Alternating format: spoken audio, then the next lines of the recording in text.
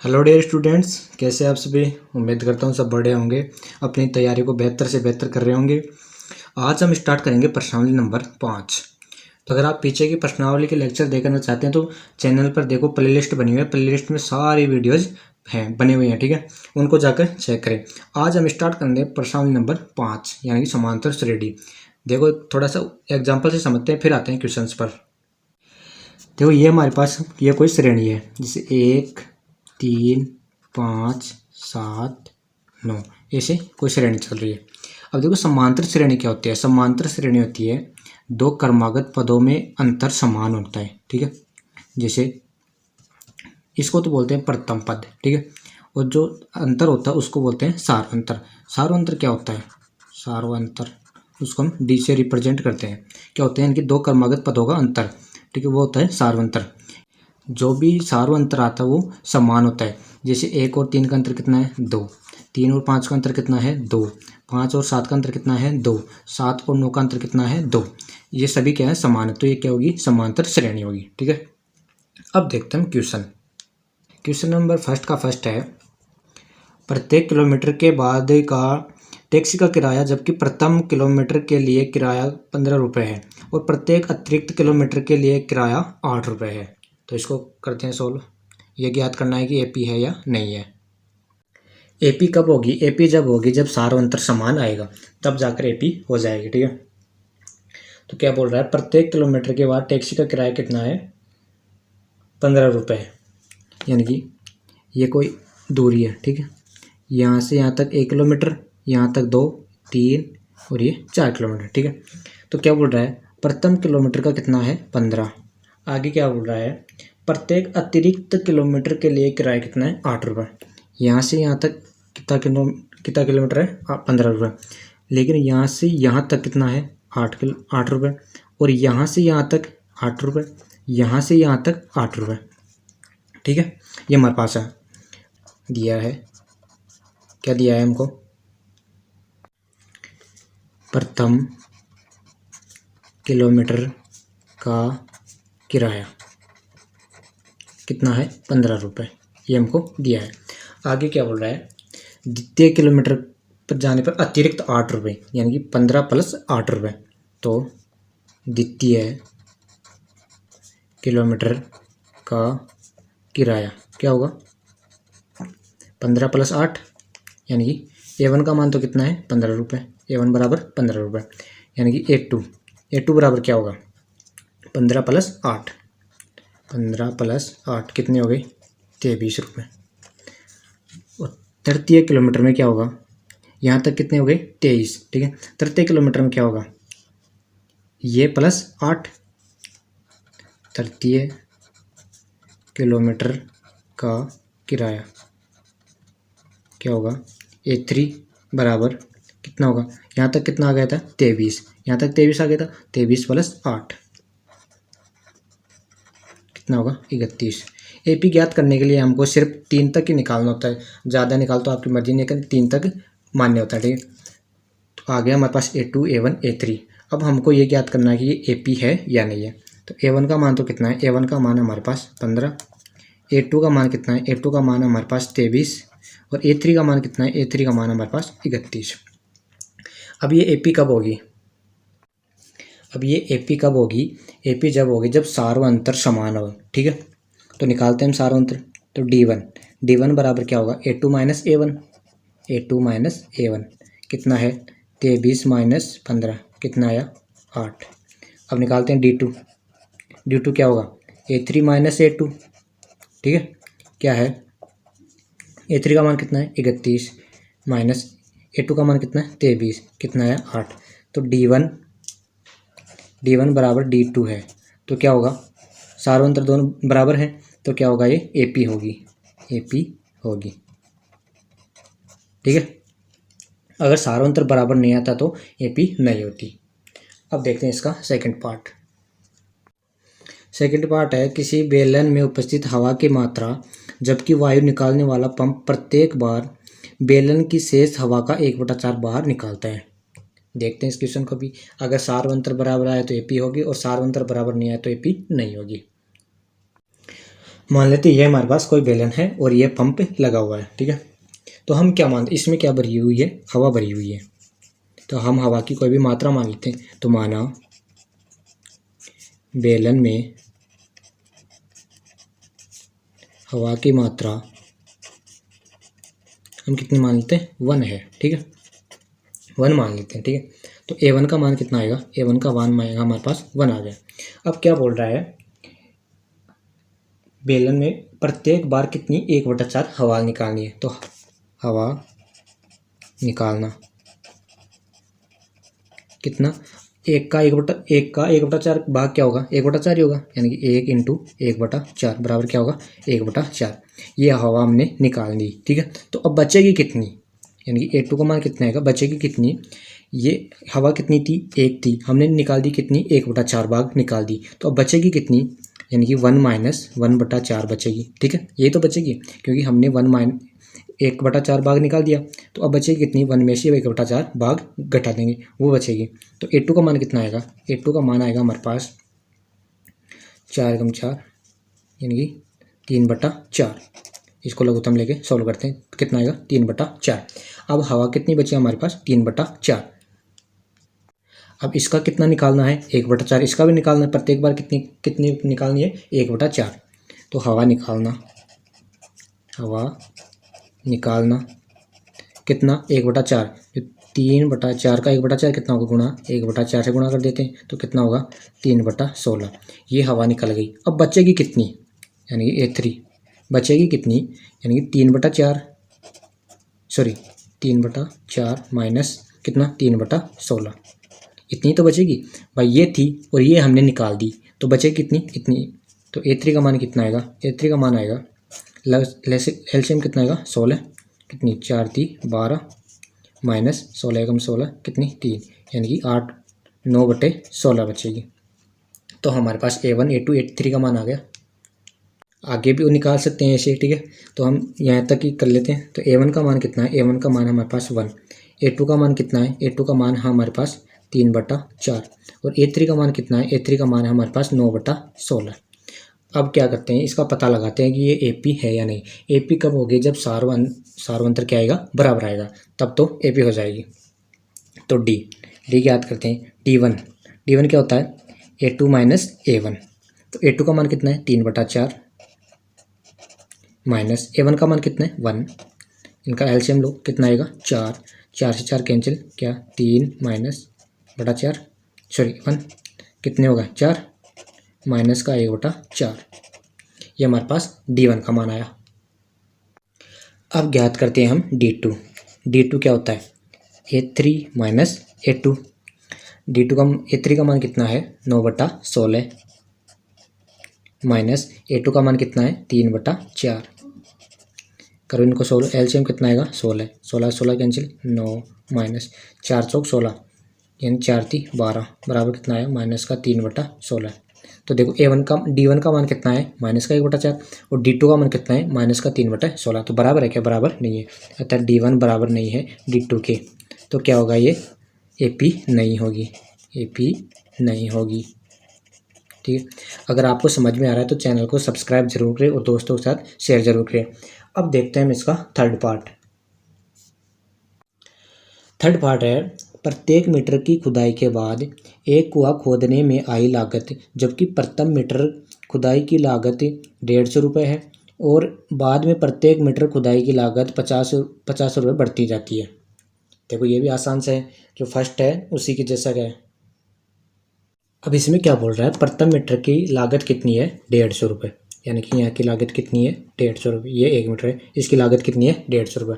आगे क्या बोल रहा है, आगे की खुदाई के लिए 50 रुपये बढ़ते जाते हैं, ठीक है। तो यहाँ से यहाँ के लिए कितने, 50, यहाँ से यहाँ के कितने बढ़ जाएंगे, 50, ठीक है, ये बढ़ते जाते हैं। तो प्रथम यानी कि एक मीटर की लागत कितनी है, A1 की मान है 150, A2 का मान कितना है, यानी कि यहाँ से यहाँ तक 150 + 50 यानी कि 50 बढ़ते जाते हैं। तो 150 + 50 कितना आएगा, 200, ठीक है। और आगे क्या बोल रहा है, यहाँ तक कितना आगे, 200, आगे 50 और बढ़ेंगे A3 के लिए। तो A3 के लिए कितना आएगा, 200 + 50 यानी कि 250, ये 50 बढ़ते जाते हैं। तो प्रॉपर करते हैं इसको, दिया है 1 मीटर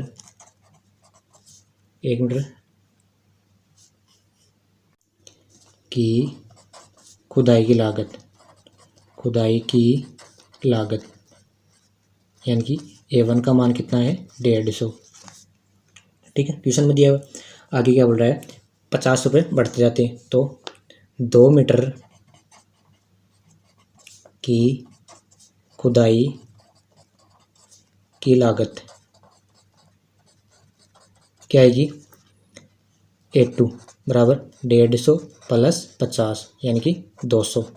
ये हमारे पास आ जाएगी 2 मीटर की। हम 3 मीटर की याद कर दें, 3 मीटर की खुदाई की लागत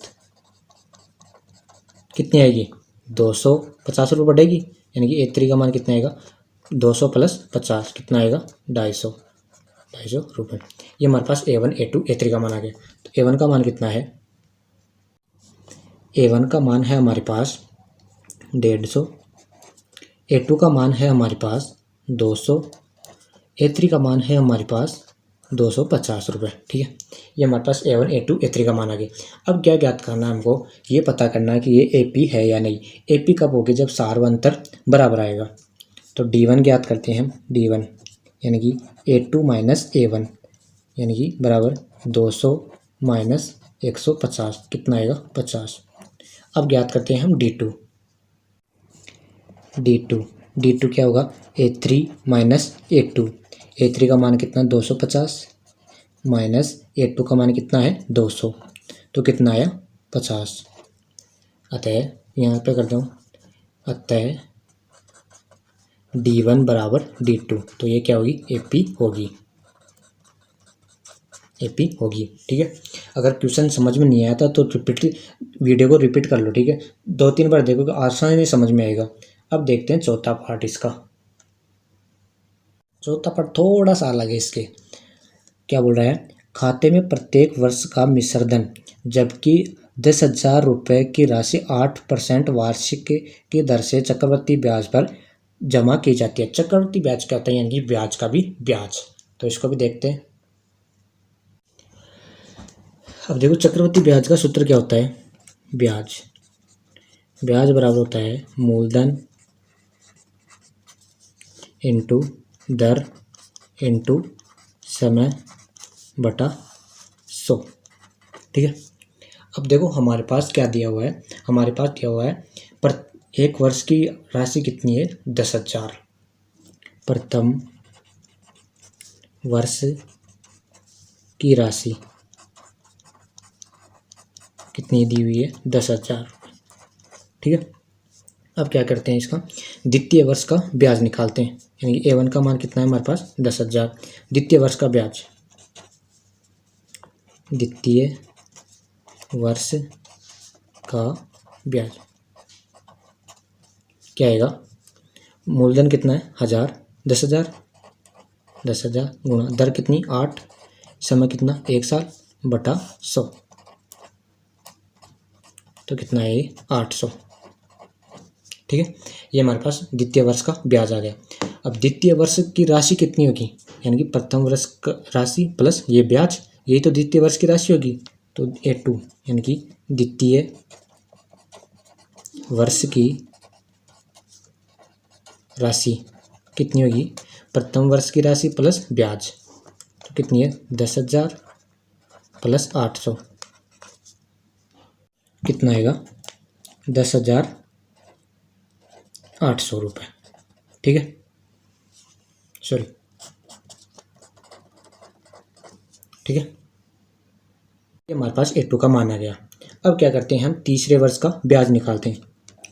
तीसरे वर्ष का ब्याज क्या आएगा, तीसरे वर्ष के ब्याज के लिए मूलधन क्या होगा, ये 10,800, तो 10,800 गुणा दर तो वही है 8 गुणा समय कितना 1 साल बटा 100, 2 जीरो से 2 जीरो कैंसिल, ये कितना होगा 108 गुणा 8 कितना होगा 864। ये हमारे पास क्या आ गया तीसरे वर्ष का ब्याज। अब तीसरे वर्ष की राशि क्या होगी, A3 यानी बराबर तीसरे वर्ष की राशि कितनी होगी, तीसरे वर्ष की राशि कितनी होगी, दूसरे वर्ष की राशि प्लस ये ब्याज, ये तीसरे वर्ष की राशि आ जाएगी। दूसरे वर्ष की तो मूलधन, ठीक है, और तीसरे वर्ष का ब्याज। दूसरे वर्ष का मूलधन कितना है 10,800 प्लस तीसरे वर्ष का ब्याज कितना है 864, कितना होगा ये 4 6 6 1 1। अगर आपको एक बार में समझ नहीं आता है तो एक बार वीडियो को रिपीट करके ज़रूर देखें। 2 बार देखें तो आपकी समझ में बिल्कुल आ जाएगा। अब देखो हमारे पास A1 A2 A3 के मान आ गए। अब क्या करना है, हमको ये पता करना है कि ये AP है या नहीं है। तो इसके लिए हम क्या करेंगे, सारवंतर निकालेंगे। अगर सारवंतर बराबर आता है तो AP होगी और नहीं आता है तो AP नहीं होगी। तो D1 का मान कितना होता है A2 माइनस A1, ये हमारे पास D1 होता है। तो क्या होगा 10,800 माइनस कितना होगा 10,000 सॉरी, ये कितना हो जाएगा 800, ये हमारे पास D1 का मान आ गया। अब करते हैं D2 क्या होता है A3 माइनस A2। A3 का मान कितना है 11,66,4 माइनस A2 का मान कितना है 10,800, ये हमारे पास A2 का मान है। अब इनमें कितना बचेगा, ये 4 6 कितना बचेगा 8, ये हमारे पास D2 का मान आ गया। अब देखो D1 व D2 बराबर नहीं है, D1 बराबर नहीं है D2 के, तो क्या होगा AP नहीं होगी, P नहीं होगी। अगर बराबर आता तो AP होती। अब देखते हैं क्वेश्चन नंबर 2। क्वेश्चन नंबर 2 है, दी हुई AP के प्रथम 4 पद लिखिए जबकि प्रथम पद A और सारवंतर D निम्नलिखित है। बहुत आसान क्वेश्चन है। क्वेश्चन नंबर फर्स्ट को आप 2 या 3 बार जरूर देखिए जिससे आपको बिल्कुल समझ में आ जाएगा, बहुत आसान है। अब देखते हैं क्वेश्चन नंबर 2 का फर्स्ट पार्ट। देखो क्वेश्चन नंबर 2 में हमको A1 का मान कितना दे रखा है, A1 का मान दे रखा है हमको 10 और D का मान दे रखा है हमको 10। क्या बोल रहा है, प्रथम 4 पद ज्ञात कीजिए। तो क्या होता है A2 बराबर क्या होता है, A2 बराबर होता है A1 प्लस D, ठीक है, यानी कि जो प्रथम पद है उसमें सारवंतर जोड़ने से क्या प्राप्त होता है हमको A2 प्राप्त होता है। तो रखो इनके मान, A1 का मान कितना है 10 प्लस A2 का मान कितना है, सॉरी D का मान कितना है 10, कितना आएगा ये 20, ये हमारे पास A2 का मान आ गया। प्रथम ये द्वितीय पद हो गया। अब ज्ञात करते हैं तृतीय पद A3 क्या होता है, जो द्वितीय पद है यानी कि A2 प्लस सारवंतर जोड़ने पर D कितना है, A2 का मान कितना है 20 और D का मान कितना है 10, ये हमारे पास आ गया A3 कितना 30। अब क्या करते हैं चतुर्थ पद A4, क्या होगा A4 क्या होगा A3 प्लस D, A3 का मान कितना है 30 प्लस D का मान कितना है 10, कितना आएगा 40, ये हमारे पास A4 का मान आ गया।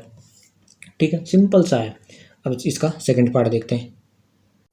सेकंड पार्ट के A1 का मान कितना है, A1 का मान हमारे पास -2 और D का मान कितना है, D का मान है 0। तो हम क्या करते हैं A2 क्या करते हैं, A2 क्या होगा A1 प्लस D मान रखते हैं। A1 का मान कितना है -2 प्लस D का मान कितना है 0, तो क्या होगा -2, ठीक है। ये है हमारे पास क्या आ गया A2 का मान। अब करते हैं हम A3 क्या होगा A2 प्लस D, A2 का मान कितना है -2 और D का मान कितना है 0, कितना आएगा ये भी -2। अब करते हैं A4 क्या होगा A3 प्लस D, A3 का मान कितना है A3 का मान कितना है -2 प्लस D का मान कितना है 0, कितना होगा ये भी -2। हमने ये A1 A2 A3 ज्ञात कर लिए। अब करते हैं इसका थर्ड पार्ट में A1 का मान कितना है 4, A1 का मान हमारे पास 4 और D का मान कितना है -3, ये हमारे पास A और D के मान है। तो हम ज्ञात करते हैं A2 क्या होता है A1 प्लस D, A1 का मान कितना है 4 और D का मान कितना है -3, कितना आएगा 1। अब करते हैं A3 क्या होता है A2 प्लस D यानी कि दूसरा पद प्लस D यानी कि सारवंतर। तो A2 का मान कितना है हमारे पास 1 प्लस डी का मान कितना है माइनस का 3, तो ये कितना आएगा माइनस का 2। अब करते हैं चौथा पद A4। A4 क्या होता है A3 प्लस डी। A3 का मान कितना आया माइनस का 2 और डी का मान कितना है माइनस का 3, तो कितना होगा ये माइनस का 5। ये हमने A1 A2 A3 A4 निकाल लिए। अब करते हैं इसका चौथा पार्ट। चौथे पार्ट में A1 का मान कितना है माइनस का 1 और डी का मान कितना है 1/2। ये हमारे पास ए और डी के मान आ गए। करते हैं A2। A2 क्या होता है A1 प्लस डी, तो A1 का मान कितना है माइनस का 1, डी का मान कितना है 1/2। इनका एलसीएम लो कितना आएगा 2, माइनस का 2 प्लस 1 कितना होगा 1/2। ये हमारे पास A2 का मान आ गया। अब करते हैं A3। A3 क्या होता है A2 प्लस डी।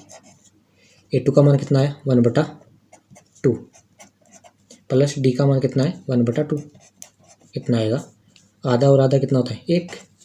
ये हमारे पास A3 आ गया। अब करते हैं A4। A4 क्या होता है A3 प्लस डी। A3 का मान कितना है 1 प्लस डी का मान कितना है 1/2, ये कितना होगा 3/2 होगा। ठीक, एलसीएम कितना आएगा 1, तो 2 एकम 2 और 3/2। A1 A2 A3 A4 ज्ञात कर लिए। अब देखते हैं इसका पांचवा पार्ट। पांचवें पार्ट में A1 का मान कितना है A1 का मान है माइनस का 1.25 और डी का मान कितना है माइनस का 0.25। करते हैं इसको सोल्व।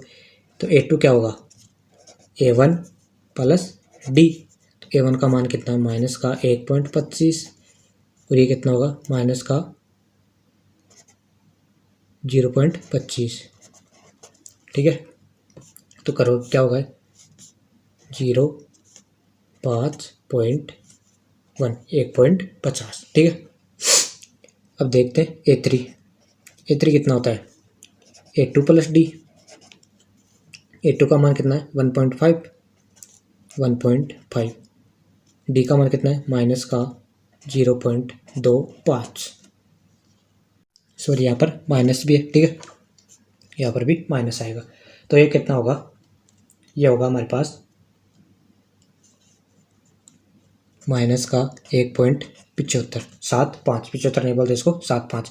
अब क्या करते हैं A4। A4 क्या होगा A3 प्लस डी। A3 का मान कितना है A3 का मान है माइनस 1.75, डी का मान कितना है माइनस 0.25। ये कितना आएगा ये आएगा हमारे पास माइनस का 2.0। ये हमारा A4 आ गया। ठीक है, ये हमारा क्वेश्चन नंबर 2 पूरा हो गया। अगर आप पिछले लेक्चर देखना चाहते हैं तो चैनल पर प्लेलिस्ट बनी हुई है, उसको ओपन करिए और पिछले लेक्चर पूरे ऐसे कैसे हैं ठीक है उनको जाकर भी रीड करिए। अब देखते हैं क्वेश्चन नंबर 3 कल देखते हैं। ठीक है, अगले लेक्चर में देखते हैं।